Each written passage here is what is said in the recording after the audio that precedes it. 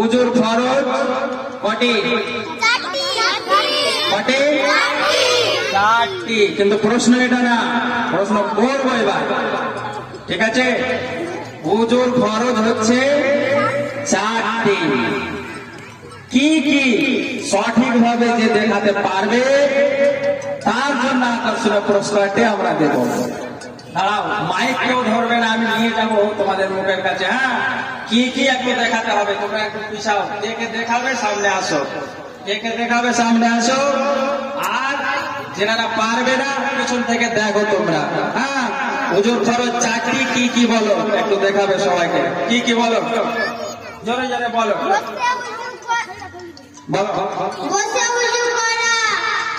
বসে তো করবে না, তো দাঁড়িয়ে করবে। বলো তো, বসে করা ওটা না। উজুর ফরজ যে চারটি, কি কি চারটি ফরজটি বলতে হবে, বলো। হাত ধোয়া, নাক ধোয়া, মাথা খালাস করা। তাহলে তো অনেকটা হয়ে যাবে, মাথা খালাস, নাক ধোয়া। হ্যাঁ, ফরজটি বলতে হবে, ফরজ। হ্যাঁ, এই যে এ পারবে বলছে, এদিকে দেখাও, এ বাচ্চাটাকে দেখাও। তোমার নাম কি? রোশনি খাতুন। রোশনি খাতুন। রোশনি খাতুনকে দেখান। হাত ধোয়া, ওখান থেকে হাত ধোয়া, এখান থেকে। ওখান থেকে না। হ্যাঁ, ওখান থেকে হাত ধোয়া, একটা হলো। তারপরে বলো। মুখে পানি দেওয়া, গড়গড়া সহ কুল্লি করা। ওটা ফরজ না, ওটা ফরজ না। এতগুলো বাচ্চা আছে, তোমরা প্রায় 50টা বাচ্চা, কেউ পারবে না? মক্তবে তোমাদের শিক্ষা দেওয়া হয় না? মক্তবে হ্যাঁ, উজুর ফরজ চারটা, কি কি কে পারবে তোমাদের মধ্যে? কেউ বাইরে আছে, শরম করছে যে পারবে না, পারবে অথচ আসছে না। কে পারবে তোমাদের বাচ্চাদের মধ্যে? কিন্তু বাচ্চাদের পারবে না তোমরা। যাই হোক, তোমাদের বলে দিচ্ছি, এই প্রশ্নের উত্তরটা বলে দিচ্ছি। আজকের পরে মনে থাকবে তো ইনশাআল্লাহ? সবার মনে থাকবে তো? একেবারে এখানে বলে দিচ্ছি, এখান থেকে কানে খুঁজে নিয়ে যাবে তোমরা, ঠিক আছে? কোন জায়গায় আর যেন মিস্টেক না হয়। আবার এরকম প্রোগ্রাম যদি কোথাও হয় তাহলে অবশ্যই তোমরা যেন বলতে পারো, ঠিক আছে? তো ফরজ হচ্ছে চারটা, ঠিক আছে? চারটা ফরজের মধ্যে একটা হচ্ছে মুখমণ্ডল ধৌত করা। কোথা থেকে জানো? এখান থেকে শুরু করে, হ্যাঁ বলো, আঙ্গুল দিয়ে দে, বলো। এখান থেকে শুরু করে এখান থেকে মুখমণ্ডল ধৌত করা একটা ফরজ। আর একটা হচ্ছে এখান থেকে হাত ধৌত করা। কোনখান থেকে? সবাই বলো, কোনখান থেকে? এখান থেকে দুটো হাত ধৌত করা, 2 নম্বর। কটা হলো? 2টা হলো। সবাই বলো, কটা? 2টা হলো। আর একটা হচ্ছে মাথা মাসাহা করা, 4 ভাগের 1 ভাগ, 4-এর 1 ভাগ মাথা মাসাহা করা, ঠিক আছে? কটা হলো? 3টা। এগুলো কি? ফরজ, ফরজ। তারপরে 4 নম্বর। 4 নম্বরটা কি জানো? 4 নম্বরটা হচ্ছে পা ধৌত করা। কোনখান থেকে বলো? হ্যাঁ, পায়ের ওই গোড়ালিটার উপর থেকে ধৌত করা। কটা হলো? 4টা হলো ফরজ। আর বাকি আদার্স যেগুলো আছে, কুল্লি করা, মাজন করা, নাকে পানি দেওয়া, ঘাড় মাসা করা, যাবতীয় আছে, এগুলো কি? এগুলো হচ্ছে সুন্নত মুস্তাহাব, ঠিক আছে? তো 4টা ফরজ অবশ্যই মনে রাখতে হবে। ওগুলো যদি ছুটে যায়, নাকে পানি দেওয়া, আরো বিভিন্ন যে আছে, তাহলে উজুটা হয়ে যাবে। কিন্তু 4টা ফরজের মধ্যে যদি একটা ফরজ ছুটে যায় তাহলে উজু হবে না, ঠিক আছে? অর্থাৎ 4টা অবশ্যই মনে রাখতে হবে কিয়ামত পর্যন্ত। হযরত ঈসা আলাইহিস সালামকে যে ঘরটি থেকে তোলা হয়েছিল, সে ঘরটির নাম কি বলো? হয়নি। আর কে পারবে? আর কে পারবে? মসজিদ না। যাই হোক, এই কোশ্চেনটা তোমরা পাচ্ছ না, একটু হার্ড হয়ে গেছে, বুঝতে পারছি। নেক্সট কোশ্চেন তোমাদের করছি, কে পারবে? কাবা ঘর কোথায় আছে? আরব দেশে। আরব দেশে বলতে যে মক্কা শরীফে কাবা ঘর আছে। প্রশ্ন কিন্তু এটা না। প্রশ্ন যেটা হচ্ছে সেটা হচ্ছে যে কাবা ঘরের মধ্যে আল্লাহ নবীর একজন সাহাবী জন্ম হয়েছিলেন, বা আল্লাহ রসুলের একজন সাহাবী জন্মগ্রহণ করেছিলেন। সেই সাহাবীটার নাম কি? কে পারবে বলতে তোমাদের মধ্যে? তোমরা কে পারবে? আইডিয়াতে কেউ বলবে না, কনফিডেন্স কার আছে বলো? আইডিয়াতে বলতে পারো, কিন্তু সাহাবীর নাম অবশ্যই, নাহলে ডাক্তার জাকির নায়কের নাম, নরেন্দ্র মোদীজির নাম, মমতা ব্যানার্জির নাম, এ সমস্ত নাম কিন্তু বলবে না। কে পারবে বলো? কাবা শরীফে যেখানে হজ করতে যায় না, কাবা ঘর, ওই কাবা ঘরের মধ্যে একজন আল্লাহ নবীর সাহাবার জন্মগ্রহণ করেছিলেন। সে সাহাবার নাম কি বলো? কে পারবে? কি বলেছ? আলী রাদিয়াল্লাহু তাআলা। উত্তর সঠিক হয়েছে। হযরতে আলী রাদিয়াল্লাহু তাআলা আনহু জন্মগ্রহণ করেছিলেন কাবা ঘরের মধ্যে। মাশাআল্লাহ, খুব সুন্দর পেরেছো। কোনটা বাচ্চা বলেছে? একটু ক্যামেরাটা সামনে নিয়ে আসো। কে তুমি পেরেছো? মাশাআল্লাহ। তোমার নাম কি? মুস্তাফিজুর রহমান। মোস্তাফিজুর রহমান। বাড়ি কোথায়? ফতেখানি। ফতেখানি। যাই হোক, এতগুলো বাচ্চা আছে, তার মধ্যে মোস্তাফিজুর রহমান এর প্রশ্নের উত্তরই দিতে পেরেছে, যার জন্য আমাদের 22 মজা ইমাম মুয়াজ্জিন সংগঠনের তরফ হইতে তাকে অসংখ্য অসংখ্য ধন্যবাদ।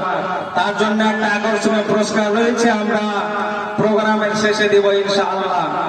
এবার আরো নেক্সট কোশ্চেন হবে, যিনারা কোশ্চেনে উত্তর দিতে পারবে একটু তোমরা এদিকে চলে আসো সবাই, এ সাইডে চলে আসো সবাই, এ সাইডে, এ সাইডে সবাই চলে আসো, এ সাইডে আসো। তোমাদের জন্য নেক্সট কোশ্চেন করছি, কে কটা পাচ্ছ একেবারে মনে রাখবো ইনশাআল্লাহ। প্রশ্নটি তোমাদের জন্য হতে যাচ্ছে, যে প্রশ্নটি সেটি হচ্ছে যে আল্লাহ রাসূল যে ঘোড়াতে যুদ্ধ করতেন, আল্লাহ রাসূল যে ঘোড়াতে যুদ্ধ করতেন, সে ঘোড়াটার একটা নাম ছিল, অর্থাৎ আল্লাহর নবীর যে ঘোড়াটি ছিল হযরত মুহাম্মদ মুস্তাফা সাল্লাল্লাহু তাআলা আলাইহি ওয়াসাল্লামের, সে ঘোড়াটার নাম কি? সেই ঘোড়াটার নাম কি? যেমন একটা ছাগলের কেউ নাম রাখছে না, একটা কুকুরের, একটা কি বলে বিড়ালের, আল্লাহ রাসূলের যে ঘোড়াটি ছিল সেটারও একটা সুন্দর নাম ছিল। সে নামটা যে বলতে পারবে তার জন্য একটা আকর্ষণীয় পুরস্কার আমরা দেবো ইনশাআল্লাহ। তোমরা একটু এদিকে আসো সবাই, এদিকে চলে আসো সবাই, যে পারবে হাত তুলবে, যে পারবে হাত তুলবে, আমরা ইনশাআল্লাহ তার কাছে মাইকটা নিয়ে যাব। কে পারবে?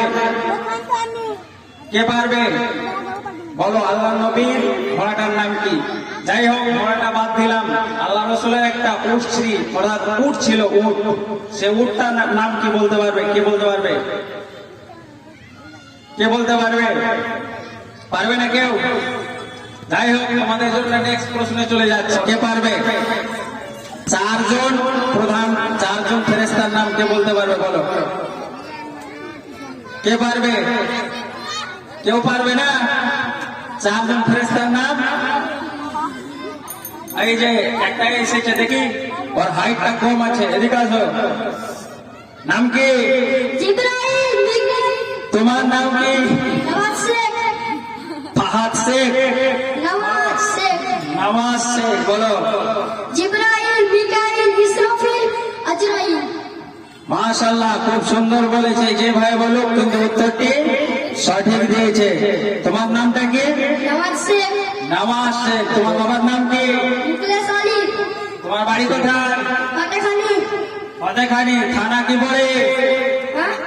থানা কোথায় পড়ে? কালিয়াচক। আর জেলা? মালদা। আর তুমি কোন রাজ্যে বাস করো? পশ্চিমবঙ্গ রাজ্যে। তোমার দেশের নাম কি? ভারতবর্ষ। প্রধানমন্ত্রীর নাম কি? ভারতবর্ষের প্রধানমন্ত্রীর নাম? নরেন্দ্র মোদী। নরেন্দ্র মোদী। পশ্চিমবঙ্গের মুখ্যমন্ত্রীর নাম কি? ভারতবর্ষের বর্তমান রাষ্ট্রপতির নাম কি? কে বলতে পারবে? কে বলতে পারবে বলো? মাশাআল্লাহ, মাশাআল্লাহ। দেখি জেনারেল নলেজ অনেক ভালো এদের, হ্যাঁ, জেনারেল নলেজ অনেক ভালো, কিন্তু ইসলামিক প্রশ্নগুলো মাত্র দুটার উত্তর দিতে পেরেছে, দুটো। ঠিক আছে, তোমার নাম? নওয়াজ শেখ। আর একটা হচ্ছে মুস্তাফিজুর, দুজনকে কিন্তু দেখে রাখো, এদের পুরস্কারটা দিতে হবে। আর প্রশ্ন করবো তোমাদের, ভালো লাগছে? মাশাআল্লাহ, দুজন বাচ্চা পেরেছে, বাকিগুলো পারবে। কিন্তু ইসলামিক প্রশ্ন থেকে দেখলাম যে জেনারেল প্রশ্ন তারা বেশি পাচ্ছে। এর একমাত্র কারণ হচ্ছে, প্রত্যেক দিকে সব জায়গায় করে দাও। এর একমাত্র কারণটা হচ্ছে যে আমরা জেনারেল যে শিক্ষাগুলো, এদিকে আমরা গুরুত্বটা বেশি দিই, আমরা যারা গার্জেন, বাবা মা। কিন্তু ইসলামী আমাদের যে শিক্ষা, আল্লাহ রাসূল বলেছেন, তুআলাবুল ইলমি ফরিদাতুন আলা কুল্লি মুসলিমিন ওয়া মুসলিমাত, প্রত্যেকটা মুসলমান নরনারীর জন্য ইসলামিক শিক্ষা করা হচ্ছে ফরজ। কিন্তু আমরা সেদিকে অনেক অনেক গুরুত্ব কম, অনেক গুরুত্ব কম। কারণ এখানে তার বাস্তব একটা এক্সাম্পল, বাস্তব একটা উদাহরণ, যে বাচ্চাদেরকে ইসলামিক কয়েকটা প্রশ্ন করলাম, 50 জন প্রায় বাচ্চার মধ্যে মাত্র 2 জন বাচ্চা দুটো প্রশ্নের উত্তর দিতে পেরেছে। কিন্তু যখন প্রশ্ন করলাম যে ভারতবর্ষের প্রধানমন্ত্রীর নাম কি, পশ্চিমবঙ্গের মুখ্যমন্ত্রীর নাম কি, ভারতবর্ষের রাষ্ট্রপতির নাম কি, তারা প্রত্যেকটা বাচ্চাই কিন্তু পেরেছে। মাশাআল্লাহ, এটাও জেনে রাখার দরকার। কিন্তু ইসলামিক প্রশ্ন যখন করলাম, আপনারা দেখতে পেলেন, অর্থাৎ আমাদের ইসলামিক দিকটাতে একেবারে অনেক গুরুত্ব আমাদের কম, অনেক গুরুত্ব কম।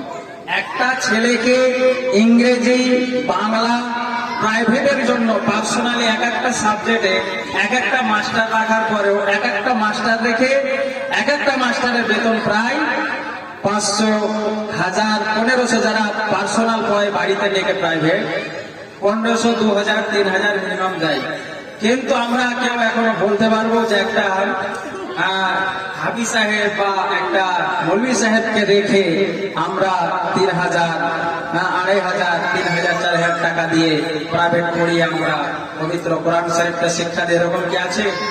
এরকম কেউ করে না। যার জন্য আমাদের জেনারেল নলেজের দিকে বেশি গুরুত্ব। প্রত্যেকটা গার্জেনকে বলবো যে আপনারা অবশ্যই জেনারেল শিক্ষার পাশাপাশি আপনারা অবশ্যই অ্যারাবিক শিক্ষা, ইসলামিক শিক্ষা অবশ্যই আপনারা প্রত্যেকটা বাচ্চাকে শিক্ষক দিয়ে আপনারা দেওয়ার চেষ্টা করেন। তো প্রিয় দিনী ভাইরা,